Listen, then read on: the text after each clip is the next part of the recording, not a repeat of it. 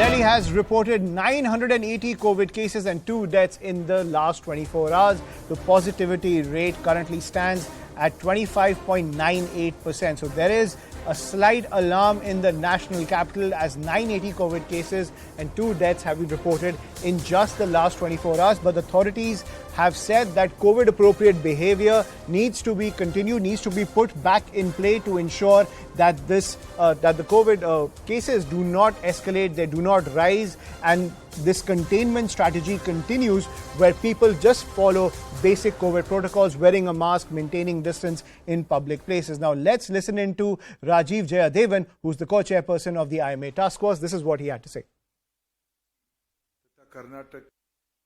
We need to understand that there are two types of effectiveness. Depends on what category you're looking at.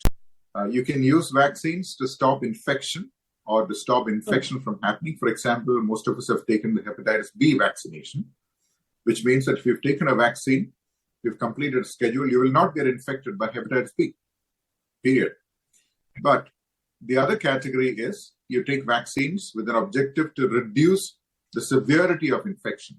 So if that is, even if you pick up an infection, you want to have a mild course and you don't want the vaccine to you don't want the disease to get so severe that you end up in the hospital or have bad outcomes.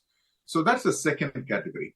So the COVID-19 vaccines are excellent in the second category. That is, they stop people from developing what's called a severe course of the disease and reduce hospitalization. But in the first category, right from the beginning, it was quite clear that these vaccines are not going to stop infection for very long.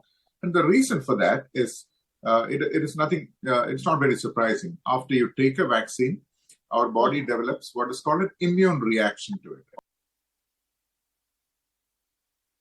The doctor is pointing out that the vaccination shield that many Indians possess is the strongest defense against the virus, but also maintaining that COVID-appropriate behavior is the need of the hour. Let's shift focus.